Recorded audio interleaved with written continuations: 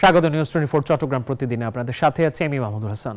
শুধু রাজনৈতিক সাংস্কৃতিক ক্ষেত্র নয়, বরং দেশের প্রত্যেকটি সিস্টেমে পরোক্ষভাবে ভারতের আধিপত্যবাদ প্রতিষ্ঠিত বলে মন্তব্য করেছেন জাতীয় নাগরিক কমিটির মুখ্য সংগঠক সার্জিস আলম। ইসলামী আন্দোলন বাংলাদেশ চট্টগ্রাম মহানগর শাখার আয়োজিত ভারতের রাজনৈতিক ও সাংস্কৃতিক আধিপত্য প্রতিরোধ, চট্টগ্রামের আঞ্চলিক সমস্যার সমাধান এবং বৈষম্যহীন কল্যাণ রাষ্ট্র প্রতিষ্ঠায় জাতীয় ঐক্যের প্রয়োজনীয়তার শীর্ষক গোলটেবিল বৈঠকে এই মন্তব্য করেন তিনি। আবু জাবেদের ক্যামেরায় আকরাম হোসাইনের রিপোর্টে বিস্তারিত। শনিবার দুপুরে ভারতের রাজনৈতিক ও সাংস্কৃতিক আধিপত্য প্রতিরোধ, চট্টগ্রামের আঞ্চলিক সমস্যার সমাধান এবং বৈষম্যহীন কল্যাণ রাষ্ট্র প্রতিষ্ঠায় জাতীয় ঐক্যের প্রয়োজনীয়তা শীর্ষক গোলটেবিল বৈঠকের আয়োজন করে চট্টগ্রাম ইসলামী আন্দোলন বাংলাদেশ। এতে অংশ নেন জাতীয় নাগরিক কমিটির মুখ্য সংগঠক সার্জিস আলম। এই বিশ্বাসটা চাপিয়ে দেওয়ার চেষ্টা করা হয়। তিনি বলেন, বিগত 16 বছরে ভারতকে মনিবের আসনে বসিয়েছে আওয়ামী লীগ। নিজেদের ক্ষমতাকে নিশ্চিত করতে স্বেচ্ছায় দাসত্ব বরণ করেছে। তাদের কাছে দেশ, মানুষ ও সার্বভৌমত্বের কোনো মূল্য নেই। তরুণ প্রজন্মের কাছে ভারতকে যেভাবে পীরের পর্যায়ে নিয়ে যাওয়া হয়েছে, সেটিকে আমরা খণ্ডন করতে পারবো। আমরা আধিপত্যবাদ যদি খণ্ডন করতে চাই, এই আধিপত্যবাদ যেই প্যারামিটারগুলো দিয়ে তৈরি হয়েছে সেগুলো আমাদের আগে ভাঙতে হবে। এ সময় জামাতে ইসলামীর চট্টগ্রাম মহানগর আমির শাহজাহান চৌধুরী বলেন, চট্টগ্রাম বন্দর এবং পার্বত্য চট্টগ্রাম নিয়ে গভীর ষড়যন্ত্র চলছে। এছাড়া সার্বভৌমত্ব নিয়ে নাক গলালে উপযুক্ত জবাব দেওয়ার হুঁশিয়ারি দেন নেতারা। পার্বত্য চট্টগ্রামের সমস্যার সাথে সাথে আমাদের চট্টগ্রাম আজকে হুমকির সম্মুখীন। আমাদের বাংলাদেশ থেকে, বাংলাদেশের পতাকা থেকে ভিন্ন পতাকা তৈরি করার জন্য চট্টগ্রামকে নিয়ে 7 সিস্টার সহ চট্টগ্রাম বন্দরকে নিয়ে বিশাল একটি ষড়যন্ত্র। জাতীয় ঐক্যের মাধ্যমে এই বিশেষ করে ভারত সহ বিভিন্ন ষড়যন্ত্র মোকাবিলা এবং বিভিন্ন ধরনের দেশ অশান্তি করার যে প্রতিযোগিতা, এই প্রতিবাদে আমরা থাকতে পারি। এ সময় বাংলাদেশে ভারতীয় আধিপত্যবাদ বিস্তারের ব্যাপারে নতুন প্রজন্মকে সতর্ক থাকার আহ্বান জানান বক্তারা। আকরাম হোসাইন, নিউজ 24 চট্টগ্রাম। 16 ডিসেম্বর থেকে পর্যটকে মুখর সমুদ্র সৈকতের শহর Cox's Bazar. Cox's Bazar chamber of commerce বলছে, গেল 18 দিনে প্রায় 13 লাখ পর্যটকের সমাগম হয়েছে শহরটিতে। ব্যবসা হয়েছে অন্তত 1,500 কোটি টাকার। কক্সবাজার থেকে ইরফানুল হাসানের তথ্যচিত্রে ডেস্ক রিপোর্ট। দেশের অন্যতম প্রধান পর্যটন কেন্দ্র কক্সবাজারে পর্যটকের ঢল যেন কমছেই না। 16 ডিসেম্বর থেকে সাপ্তাহিক ছুটির দিন সহ প্রায় প্রতিদিনই বিপুল সংখ্যক পর্যটকে মুখর সৈকতের শহর কক্সবাজার। দেশের বিভিন্ন প্রান্তে থেকে পরিবার পরিজন কিংবা বন্ধু বান্ধব সাথে নিয়ে ঘুরতে এসেছেন অনেকেই। খালি পায়ে বালুকা বেলায় নোনা জলের ছোঁয়া কিংবা সমুদ্রের পানিতে ভেজার আনন্দ মুহূর্তেই ভুলিয়ে দেয় ভ্রমণের ক্লান্তি। আলহামদুলিল্লাহ ভালো লাগছে। ফ্যামিলিটাও নিয়ে আসছি, ফ্যামিলি বাচ্চা আছে, আম্মা আছে, সবাইকে নিয়ে আসছি। ভালো লাগছে, আমি অনেক ছোট থাকতে এসেছিলাম, তো এখন আবার বড় হওয়ার পর এক্সপিরিয়েন্স নিয়েছি, তো আমার ভালোই লাগছে। বিজয় দিবসের পর থেকে এখন পর্যন্ত প্রায় 13 লাখ পর্যটকের সমাগম হয়েছে কক্সবাজারে। 16 ডিসেম্বরের পর থেকে প্রায় 1,500 কোটি টাকার ব্যবসা হয়েছে বলে জানিয়েছে ব্যবসায়ীদের সংগঠন কক্সবাজার চেম্বার অব কমার্স। 1,500 কোটি টাকার মতো একটা বিজনেস টার্নওভার হয়েছে। আমরা আশা করছি যে আগামীতে আরো পর্যটকের আগমন ঘটবে। বিপুল পরিমাণ পর্যটক সমাগম হওয়ায় খুশি হোটেল মোটেল ও পর্যটন ব্যবসায়ীরা। গত বছরের তুলনায় এই বছরে আমরা আশা করছি অনেক ভালো পর্যটক ব্যবসা হবে। ডিসেম্বর মাসে আলহামদুলিল্লাহ যথেষ্ট আশা যেটুকু করেছিলাম, 31 একটু লোক কম হলেও বাকি সময়টুকু আমাদের খুব ভালো ব্যবসা হয়েছে। কক্সবাজারে আগত পর্যটকের নিরাপত্তায় ট্যুরিস্ট পুলিশের পাশাপাশি কাজ করছে নির্বাহী ম্যাজিস্ট্রেট। Desk report, news 24। চট্টগ্রামের ডিসি পার্কে আজ থেকে শুরু হয়েছে মাসব্যাপী ফুল উৎসব। সৌরভ ছড়াচ্ছে 136 প্রজাতির লাখ লাখ ফুল। রয়েছে বিশাল আকৃতির ভাসমান ফুলের বাগান। ফুল উৎসবের উদ্বোধন করেন মন্ত্রী পরিষদের সচিব ডক্টর শেখ আব্দুর রশিদ। নতুন প্রজন্মকে ফুলের সাথে পরিচিতি করতেই এমন আয়োজন। রতন দাসের ছবিতে চট্টগ্রাম থেকে নয়ন বড়জয় রিপোর্টে বিস্তারিত। বিশাল আকার সাদা পাখির পিঠ সেজেছে লাল, সাদা, বেগুনি ও গোলাপি ফুলে ফুলে। পাকা আর লেজ দিয়ে তা মিলিয়ে গেছে মাটিতে। খানিকটা দূরে সবুজ প্রজাতিও সেজেছে বাহারি ফুলে। মাঠ জুড়ে দোল খাচ্ছে থরে থরে সাজানো রং বেরঙের ফুল। চট্টগ্রামের ডিসি পার্কের এই দৃশ্য দেখে মনে হবে যেন ফুলের রাজ্য। নজর কাড়বে যে কারো। তরুণ প্রজন্ম যারা আছেন তাদের অনেক বেশি এখানে আসা উচিত। যান্ত্রিক জীবন ছেড়ে এত সুন্দর একটা আয়োজন তাদেরও অংশগ্রহণ করা উচিত। আমি খুবই আনন্দিত। আমি আজকেই প্রথম আসলাম এই যে ফৌজদারহাট এই যে পার্কে ফুল উৎসবে। এত বড় ফুল উৎসব, এই যে চট্টগ্রামবাসী নিঃসন্দেহে সৌভাগ্যবান। এত বড় উৎসবের আমরা যে এখানে সামিল হতে পেরেছি। সকালে জেলা প্রশাসনের মাসব্যাপী এই ফুল উৎসবের উদ্বোধন করেন মন্ত্রী পরিষদের সচিব শেখ আব্দুর রশিদ। জেলা প্রশাসককে সাথে নিয়ে 192 একর জায়গা জুড়ে শুরু হওয়া ফুল উৎসব পরিদর্শন করেন তিনি। নানা রকমের ফুলের সমাহার দেখে মুগ্ধ হয়ে দেশ জুড়ে এমন উৎসব ছড়িয়ে দেওয়ার কথা বলেন সচিব। মানুষ শুধুমাত্র উৎপাদন জীবনের যে ডে টু ডে ঝামেলা সেগুলি নিয়ে থাকবে তা তো না। বিনোদনের এবং সুস্থ বিনোদনের অনেক সুযোগ তৈরি হওয়া দরকার। জলাশয়ের মাঝেও বসেছে বাঁশের সাঁকো মাছা, সেটিও সেজেছে নানা ফুলে। হলুদ, গোলাপি, সাদা কিংবা মেরুন রঙের ফুলে ফুলে রূপ দেওয়া হয় বাসমান বাগানে। জেলা প্রশাসনের আয়োজনে এবারের ফুল উৎসবে 136 প্রজাতির লাখ লাখ ফুল যেন সৌরভ চড়াচ্ছে। জেলা প্রশাসক বলছেন নতুন প্রজন্মদের ফুলের সাথে পরিচিত করাতে এমন আয়োজন তাদের। প্রতিবারই ফুল উৎসব করার সিদ্ধান্ত নিয়েছি।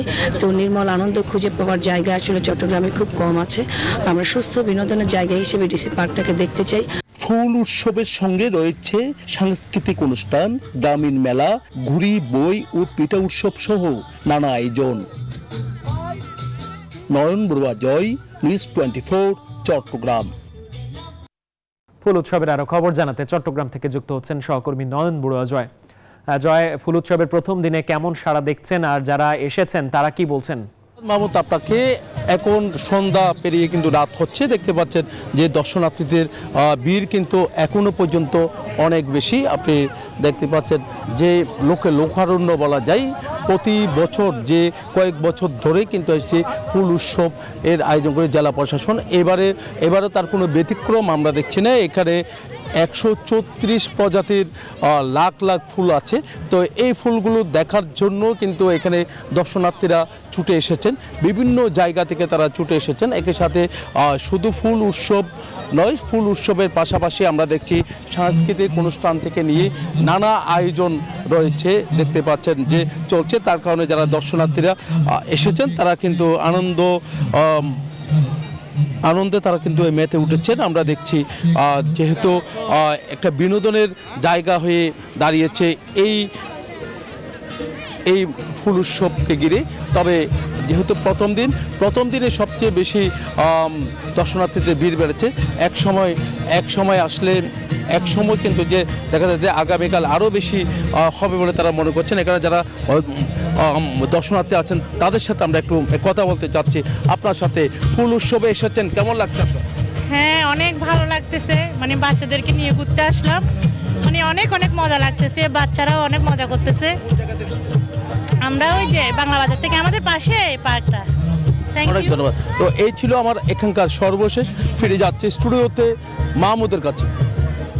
জয়, আপনাকে ধন্যবাদ। নোয়াখালীতে 5 ওয়াক্ত নামাজ জামাতের সাথে পড়ে উপহার পেল 25 শিশু কিশোর। শনিবার সকাল 11টায় কোম্পানীগঞ্জ উপজেলা প্রশাসন ও স্থানীয় এলাকাবাসীর উপস্থিতিতে কিশোরদের মাঝে এই বাইসাইকেল উপহার দেয়া হয়। চরকাকড়া শান্তিপাড়া গ্রামের দারুসালাম জামে মসজিদের উদ্যোগে 41 দিন 5 ওয়াক্ত নামাজ জামাতের সাথে পড়ে তারা এই উপহার পেল। এমন উদ্যোগে খুশি শিশু কিশোর ও এলাকাবাসী। লক্ষ্মীপুরে শতাধিক শীতার্ত নারী পুরুষের মাঝে কম্বল বিতরণ করা হয়েছে। শনিবার দুপুরে জেলার কমলনগরের তোরাবগঞ্জ এলাকায় একটি স্বেচ্ছাসেবী সংগঠনের উদ্যোগে এ আয়োজন করা হয়। সংগঠনের প্রতিষ্ঠাতা পরিচালক ফরিদা ইয়াসমিন জেসির সার্বিক ব্যবস্থাপনায় কম্বলগুলো বিতরণ করা হয়। পাহাড়ে বাড়ছে শীত, তাই চাহিদা বাড়ছে শীত বস্ত্রের। দামে কম, মানে ভালো, এমন দোকানে লেগে আছে ভিড়। ব্যবসায়ীরা বলছেন শুধু শীত বস্ত্র বিক্রি করে এক মৌসুমেই সম্ভব কোটি টাকা আয় করা। ফাতেমা জান্নাত মুমুর তথ্যচিত্রে ডেস্ক রিপোর্ট। সমতলের চেয়ে পাহাড়ের শীতের দাপট থাকে একটু বেশি, তাই বেশিরভাগ মানুষের ভরসা গরম পোশাকের। শরীর উষ্ণ রাখতে জমে উঠেছে শীতবস্ত্রের কেনাকাটা। বেলা বাড়তেই রাঙামাটির অস্থায়ী কাপড়ের দোকানগুলোতে ভিড় বাড়তে থাকে। বড় কিংবা ছোট সব বয়সের নারী পুরুষ ও বাচ্চাদের কাপড় মিলছে এখানে। দাম তুলনামূলক কম হওয়ায় এসব দোকানে পছন্দের রং আর ডিজাইনের জ্যাকেট, সোয়েটার, হুডি বেছে নিচ্ছেন ক্রেতারা। মোটামুটি একটু দাম আছে অন্য বছরের তুলনায়, হ্যাঁ একটু কম প্রাইস হলে, দেশের যে অবস্থা একটু কম হলে সবাই কিনতে পারে। দোকানে একটু ক্রেতার ভিড় দেখা যাচ্ছে এবং আমিও আসছি আমার ওয়াইফের জন্য। এখন তো কাপড়গুলো মোটামুটি সাধ্যের মতো। এদিকে ব্যবসায়ীরা বলছেন শীত শুরুর পর থেকে জমে উঠেছে তাদের কাপড়ের ব্যবসা। চাহিদা থাকায় বেচা বিক্রিও ভালো। অনেক ভালো বিক্রি হইতেছে, বড়গুলো হইতেছে, ছোটগুলো হইতেছে। বেশিরভাগ জ্যাকেটের চাহিদা বেশি। বিক্রি করলাম প্রায় সকাল থেকে 4-5 হাজার টাকা এরকম হবে আর কি। আবার বিকালে আবার বেচাইছিলাম, বিকালে বেশি বীর পরে আর কি। পাহাড়ের নিম্ন আয়ের মানুষগুলোর একমাত্র ভরসা কম দামের এই সব অস্থায়ী কাপড়ের দোকান। চাহিদা পূরণ করতে কাপড়ের মান অনুযায়ী দাম নির্ধারণ করার দাবি সংশ্লিষ্টদের। Desk report, news 24। কুমিল্লা জেলা ব্রেড ও বিস্কুট প্রস্তুতকারক মালিক সমিতির ত্রিবার্ষিক নির্বাচন অনুষ্ঠিত হয়েছে।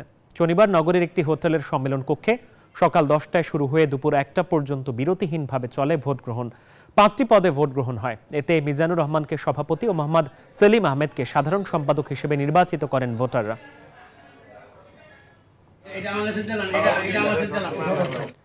খাগড়াছড়ি প্রেস ক্লাবের নির্বাচিত নতুন কমিটির প্রথম সভা অনুষ্ঠিত হয়েছে। শনিবার সকাল 11টায় প্রেস ক্লাবের সম্মেলন কক্ষে সভা হয়। এতে সভাপতিত্ব করেন তরুণ কুমার ভট্টাচার্য। উপস্থিত ছিলেন ক্লাবের সিনিয়র সহ সভাপতি মোহাম্মদ জহুরুল আলম, সাধারণ সম্পাদক HM প্রফুল্ল, সহ সম্পাদক সমীর মল্লিক সহ অন্যান্যরা। এ সময় বক্তারা বিপ্লব পরবর্তী নতুন বাংলাদেশ বিনির্মাণে গুরুত্বপূর্ণ ভূমিকা রাখার উপর গুরুত্ব আরোপ করেন।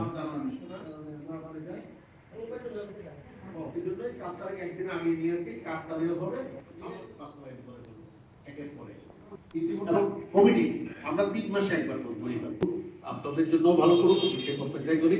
আমাদের কিছু শুনি। বাংলাদেশ জাতীয়তাবাদী দল চট্টগ্রাম মহানগরীর ব্যবস্থাপনায় আলহাজ আরাফাত রহমান কোকো স্মৃতি ফুটবল টুর্নামেন্টের চট্টগ্রাম অঞ্চলের খেলা অনুষ্ঠিত হয়েছে। দুপুরে নগরীর এম এ আজিজ স্টেডিয়ামে আয়োজিত 90 মিনিটের ম্যাচে লাল এবং সবুজ নামে দুটি দল অংশ নেয়। পরে সাংস্কৃতিক অনুষ্ঠানের আয়োজন করা হয়।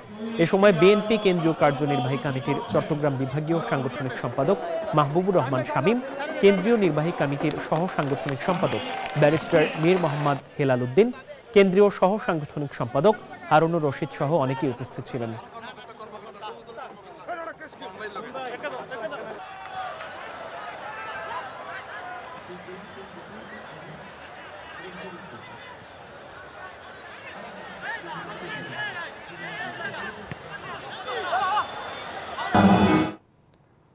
এই ছিল চট্টগ্রাম প্রতিদিনের সংবাদ। এতক্ষণ সাথে থাকার জন্য ধন্যবাদ সবাই।